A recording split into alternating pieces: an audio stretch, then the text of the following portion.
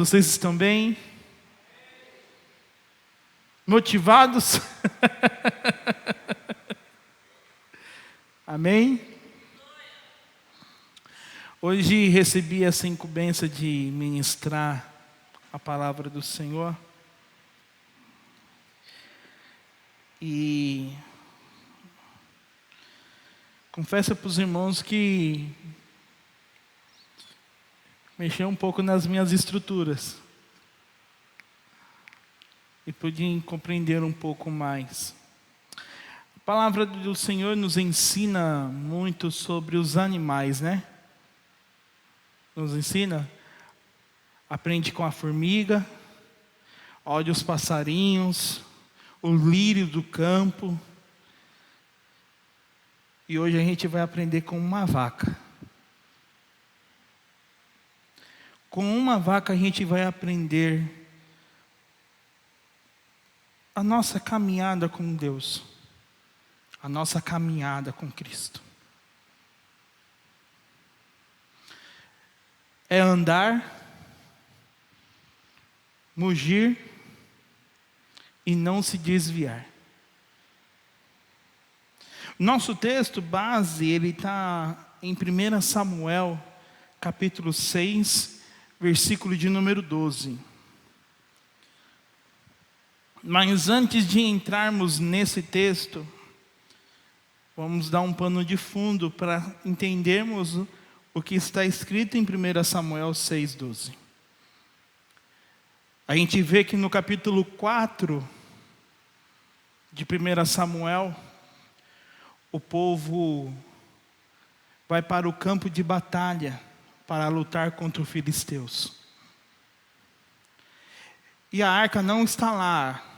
Então, o povo vai batalhar e perde. A notícia chega e mandam a arca para o campo de batalha, no capítulo 4.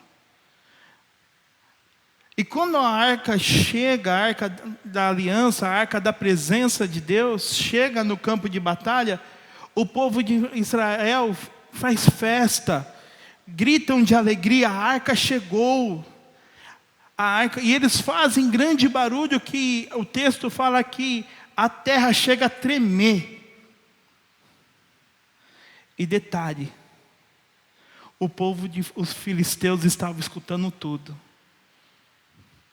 Então os filisteus ficaram com medo. Por causa do quê? Por causa do barulho. E o povo filisteu sabia, os filisteus que estavam ali conheciam a história do povo de Israel. Quem era Deus? O que Deus fez para com o povo dele lá no Egito. Um monte de praga que mandou, e Deus sempre estando para com o seu povo. Então os filisteus, eles estavam com medo. Mas em parte do momento da história, eles criam coragem. E eles vão lutar contra o povo de Israel, cheio de coragem. Mas a arca está lá. Mas o povo de Israel perde. E a arca da aliança, ela é tomada. A arca da aliança não volta mais para a sua terra. Agora a arca da aliança está em terra diferente. Ao saber que a arca não está mais com o povo, e essa notícia chega para Eli, Eli morre. Não morre por causa que os filhos deles morreram. Não morre porque o povo estava morto, não. Ele morre porque a arca da aliança foi tomada.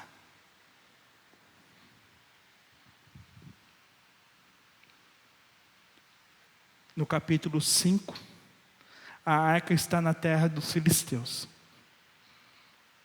Mas o mais interessante, que colocam a arca dentro do templo de Dagon.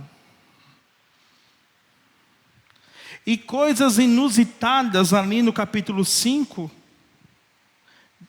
acontece todo dia de manhã, Dagon está de uma forma diferente. Está prostrado. Até chegar ao ponto que a cabeça dele é arrancada. E a mão de Deus pesa sobre o povo, pelo povo do filisteu. E Deus manda tumores. Aí tira a arca daqui e manda para outro lugar. Aí o povo chega com tumor. Aí manda daqui e vem para cá. Manda tumor. Sai daqui, aí um chega e fala assim, vocês querem matar o povo daqui? Precisamos devolver isso daqui. Precisamos devolver essa arca. E como iremos fazer isto?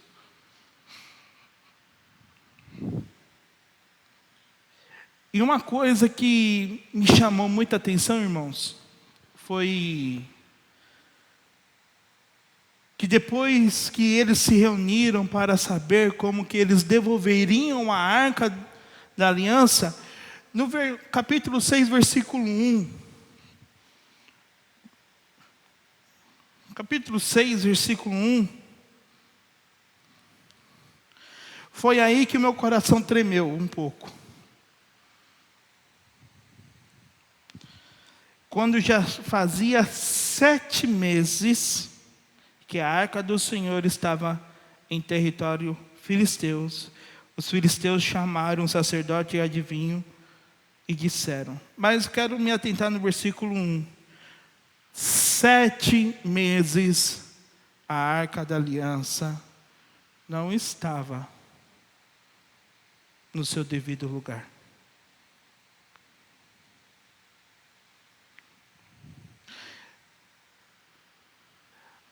E isso me pegou um pouco. Na hora que eu li, eu fiquei ali, acho que uns 15, 20 minutos lendo essa parte aqui, e o meu coração abalava. A arca da aliança ficou 7 meses longe do povo. Primeiro ponto.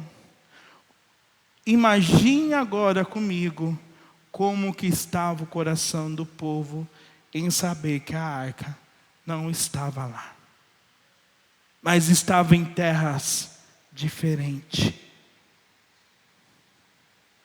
Como que estava o povo?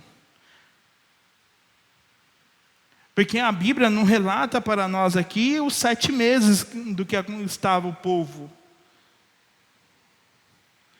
Mas a arca estava 7 meses longe da sua terra, longe do povo. A pergunta é, quanto tempo estamos também longe da presença de Deus? A questão não é estar num templo. Estar no templo todos nós estamos. Estar sentados nessas cadeiras e a igreja cheia, ok. Para as nossas vistas é bom. Mas e a nossa vida, dentro de nós? Quanto tempo estamos longe de Deus? Só buscamos Deus quando viemos para a igreja? Como que tem sido a vida cotidiana com Deus? Como tem sido a nossa devoção com Deus? Como tem sido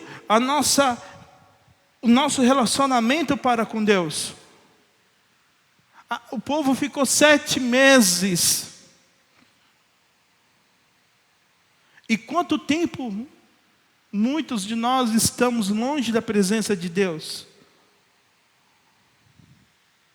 Sabemos onde Ele está, mas não queremos buscá-lo. Temos desejo de buscar outras coisas, menos a presença de Deus. Deus ele não está atrás de pessoas que vivem no superficial. Deus está atrás das pessoas que vivem no profundo com Ele. Numa intimidade de pai e filho. Não, Dodô, eu estou na presença de Deus, mas agora eu te faço uma pergunta. Como que você tem o adorado então? Como que você tem o adorado?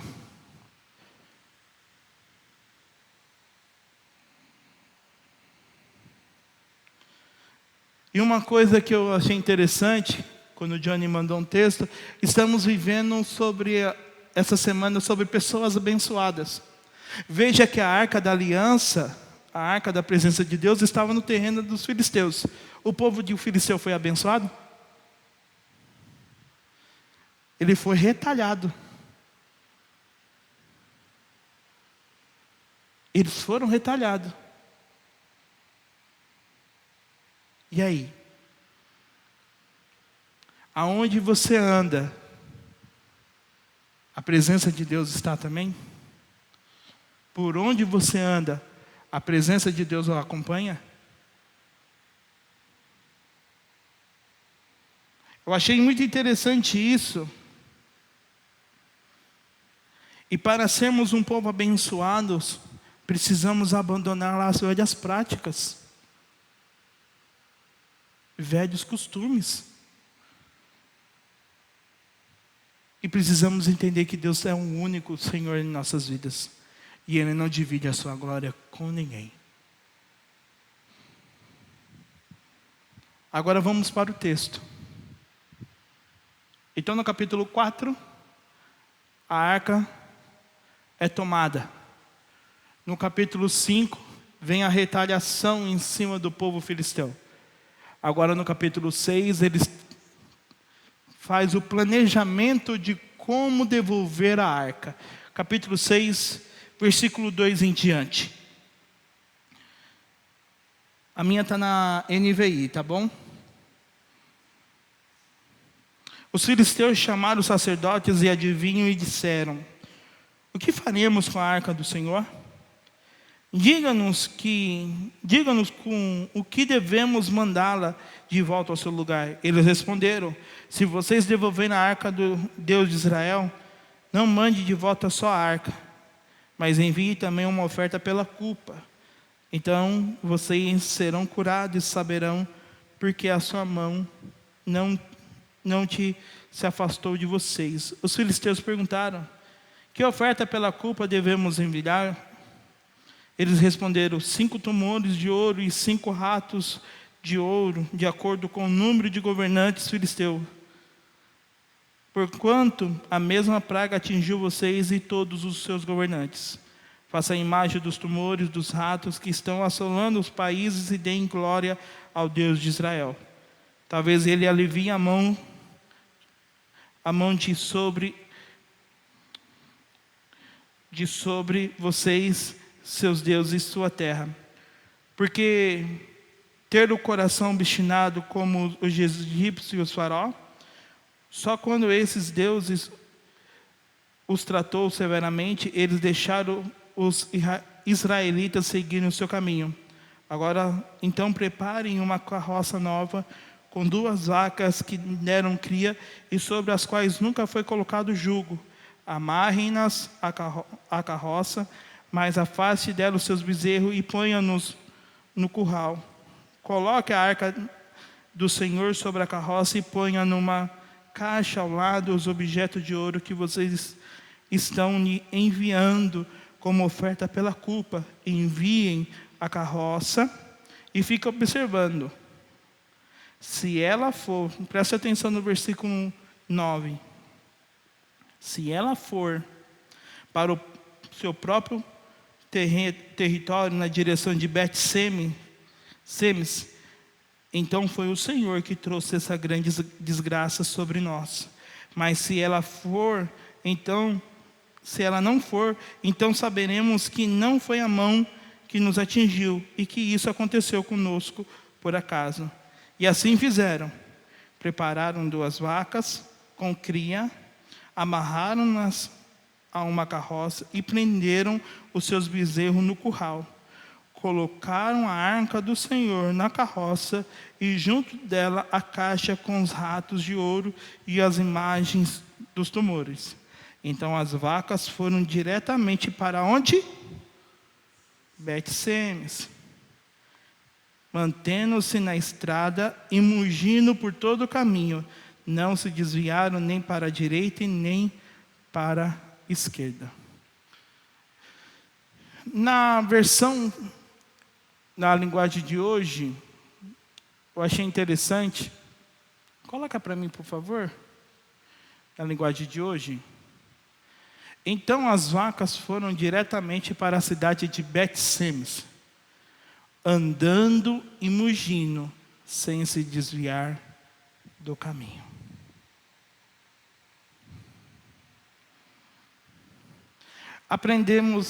Vamos aprender nesse texto, nesse versículo, sobre andar,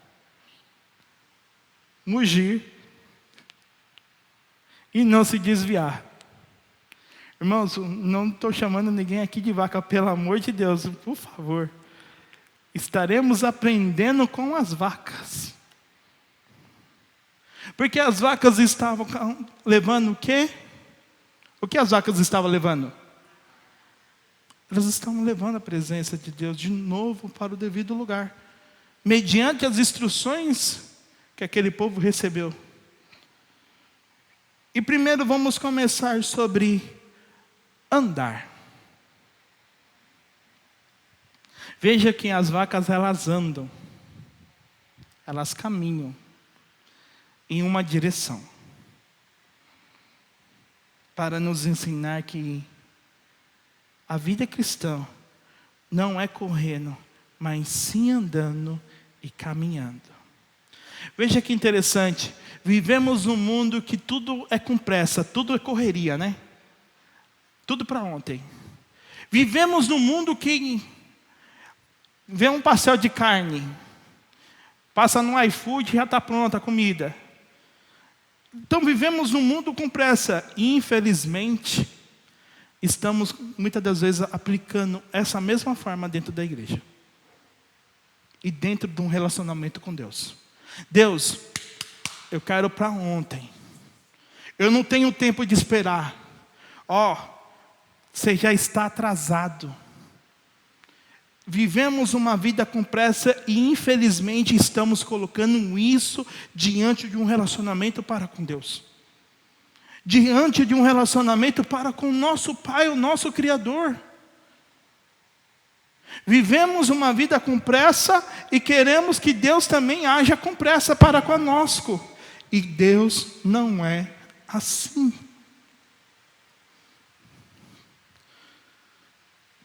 Como que a pregação vai ficar da internet? Então fique interessante, fique atento. Deus não trabalha no seu tempo. Deus não é um Deus de pressa. Deus é um Deus que caminha, que anda no tempo dele. E Deus não está atrás de pessoas com pressa, mas sim de pessoas que querem andar com Ele. A pergunta é: como tem sido a sua vida com Deus então? É correria ou é andando? Uma coisa interessante que vem à minha memória agora: vida corrida com Deus é construir a casa sobre a areia. Vida de relacionamento com Deus, corrido, eu faço tudo com pressa, é construir a minha casa sobre a areia. Por causa do quê? Eu não sei qual é a medida do cimento, eu não sei não, porque eu estou com pressa. Preciso construir o mais rápido possível. Então eu quero construir mansões com pressa. É construir sobre a areia. No primeiro momento de uma aflição, da tempestade, vier, derruba tudo. E aqueles que andam com Deus, caminham com Deus, querem conhecer a Deus, estão construindo a sua casa sobre a rocha. Olha que interessante. Eu tenho reparado que Deus tem falado bastante nesse ano conosco, porque muitas das vezes eu usei esse texto.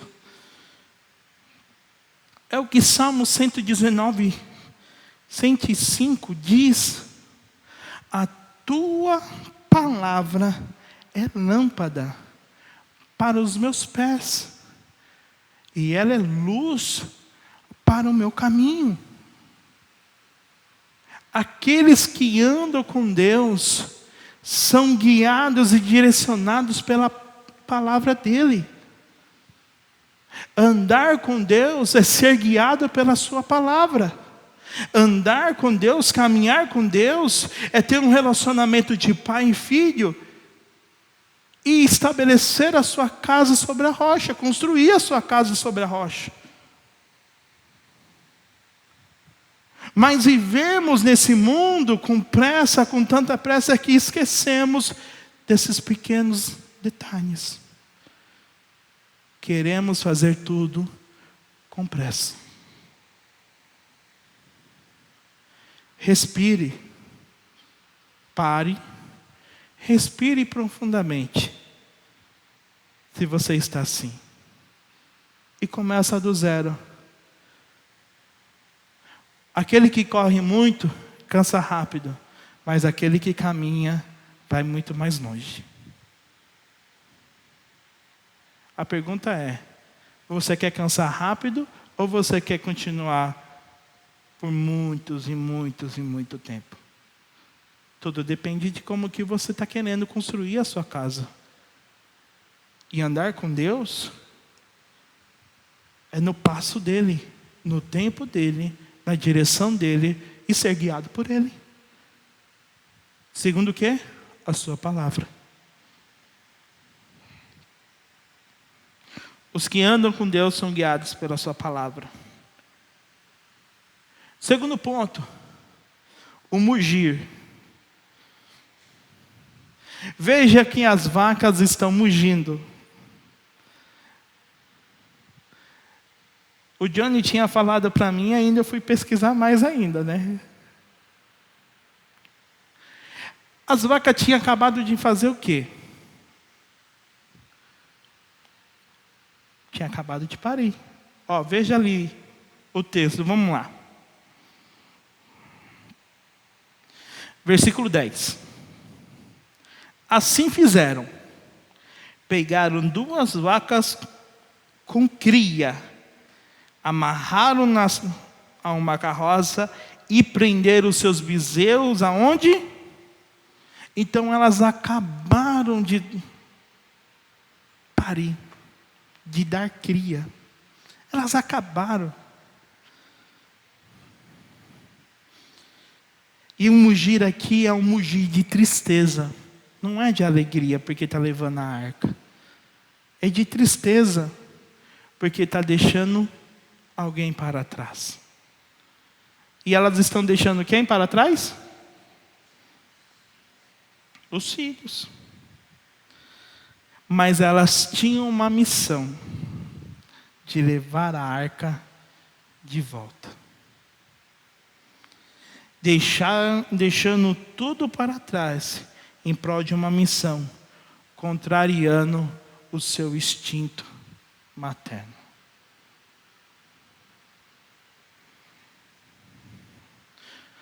Aí entra outro detalhe. O problema é que as pessoas sabem o que é andar com Deus, mas não querem enfrentar o processo da tristeza, de deixar alguém para trás.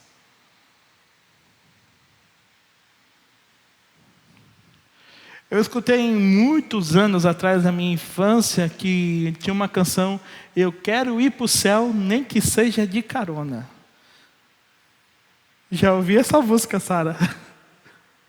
Tocava antigamente, hoje é a Rádio Vida, né? E eu escutei e falei assim: não, na minha carona ninguém vai não. Se você não quis uma vida com Deus, problema seu. Eu vou para o céu eu mesmo. E aí que está o problema.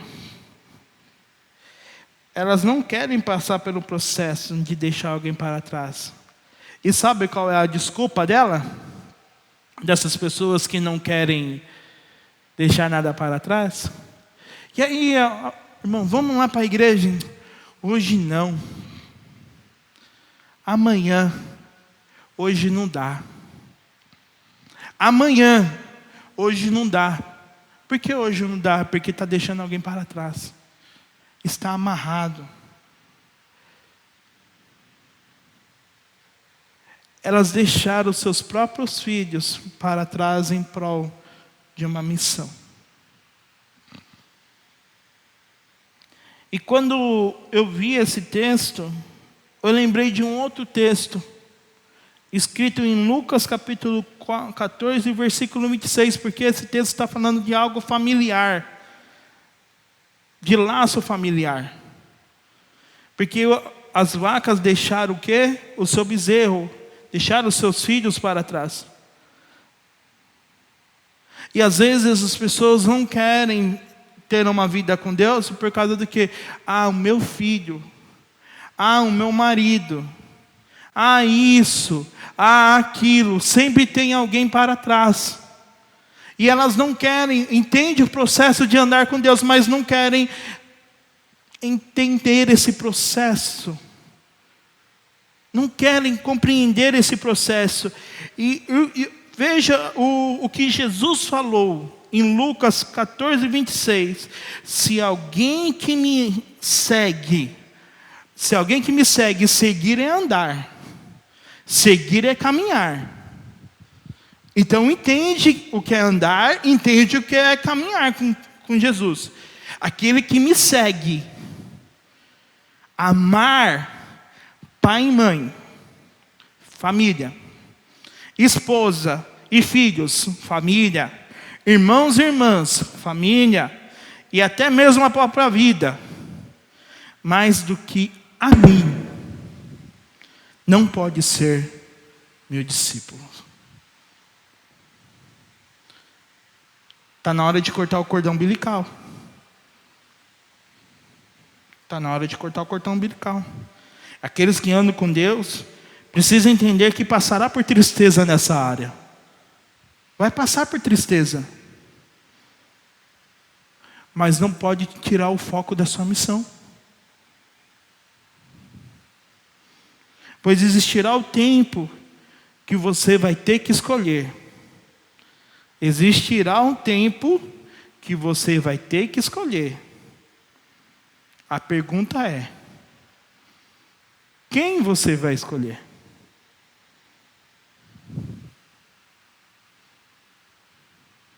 A Zaca poderia muito bem, sabe o que fazer? Eu? Vou nada. É igual Tatá, não vou nada. Não vou. Eu vou voltar para os meus filhos, eu vou voltar para a minha família. Não, esse negócio de missão, não, manda outro. Menos eu. Não, eu não. Elas poderiam muito bem fazer isso, mas não. Com tristeza, com dor no coração, elas seguiram a sua missão.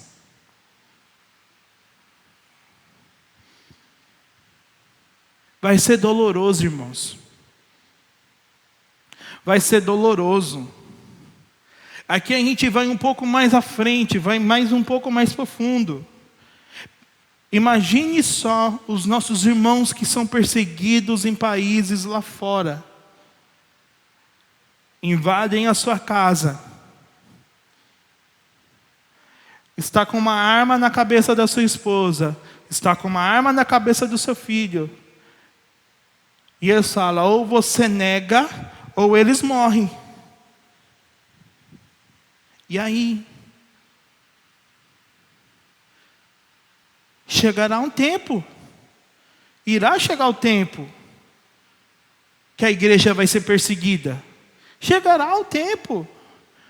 E Deus está nos preparando para esses momentos.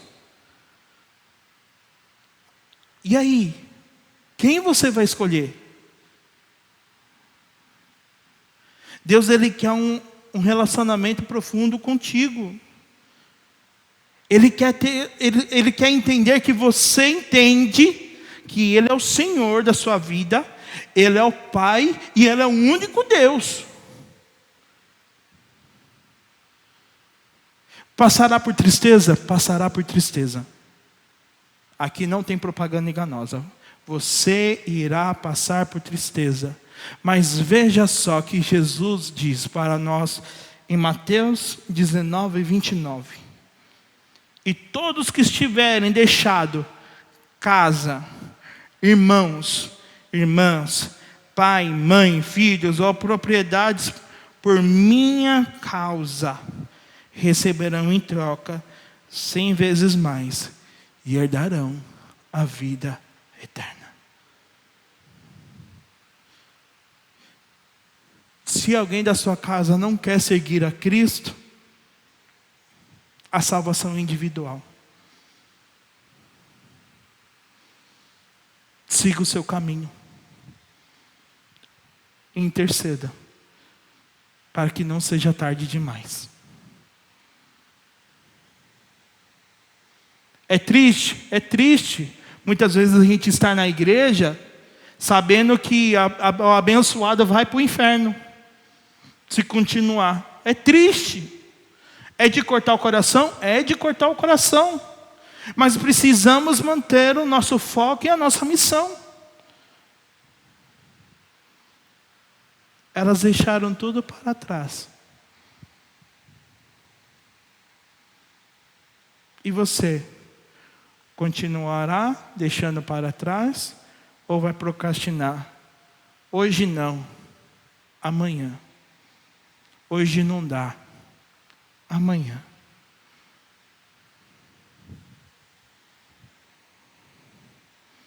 E por último, sem se desviar. Elas não desviaram do foco. Elas não voltaram para trás. Em ficar com seus bezerros. Elas não voltaram. Elas não usaram antolho. Sabe o que é antolho, irmãos? Vocês sabem o que é antolho? Antolho é aquele negócio que o cavalo usa para tampar a sua visão aqui, só para ele olhar numa linha reta. A vaca não olhou. Ela não tinha um antolho. Elas olharam. Elas viram para onde elas poderiam ir. Mas elas seguiram na sua missão e não desviaram do caminho. Muitos caem nesse processo, pois entende que o que é andar com Deus, entende até o processo do mugir, mas se desvia do foco. Isso se dá conta de estar olhando ao seu redor. Ela não tem um foco. Ela olha muito ao seu redor, em sua volta. Ela não tem um foco. Ela não tem um ponto. Ela não tem um norte. Ela olha muito em volta, ao seu redor. E se desvia fácil. As vacas não desviaram nem para a direita e nem para a esquerda. Elas tinham foco. Ou até mesmo, existe os Jonas na nossa vida. Deus manda assim, vai para Nínive. Não, vou desviar do foco. E foge. Deus não quer que venhamos desviar do foco. Desviar é perder o foco. Desviar é perder o alvo. Ali, está muito em volta, olhando ao seu redor. Não tem um foco. E para terminarmos, Provérbios 4. Olha o que Provérbios nos ensina. 4:25. Olhe sempre para a frente. Mantenha os seus olhos fixos no que está diante de você. Estabeleça um caminho reto para os seus pés. Permaneça na estrada segura. Não desvie nem para a direita e nem para a esquerda. Não permita que seus pés sigam o mal. Esse é Provérbios nos ensinando. Precisamos olhar para frente. Não é para a direita e para a esquerda. É para frente. Estabelecer um caminho reto para os nossos pés. E esse caminho reto para os nossos pés é a palavra de Deus.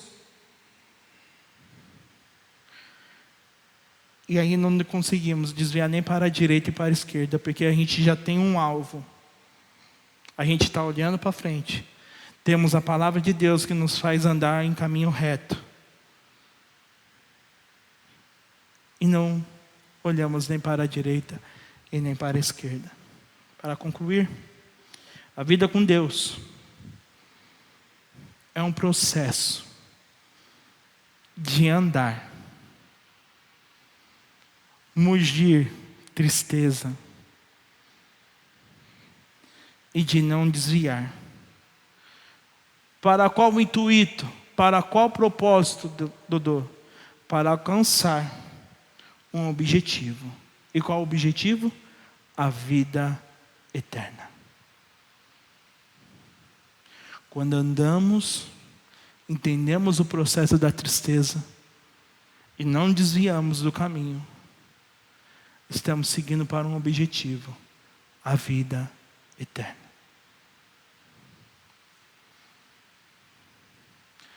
Venhamos aprender neste texto que precisamos andar, não é correr, é andar.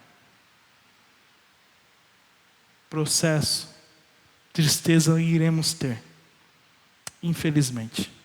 Não queríamos ter, mas iremos passar pela tristeza. Por causa que carregamos uma missão. Queremos herdar algo, e essa é a vida eterna. E para herdar a vida eterna, não podemos nos desviar. Amém? Senhor, tua palavra foi ministrada.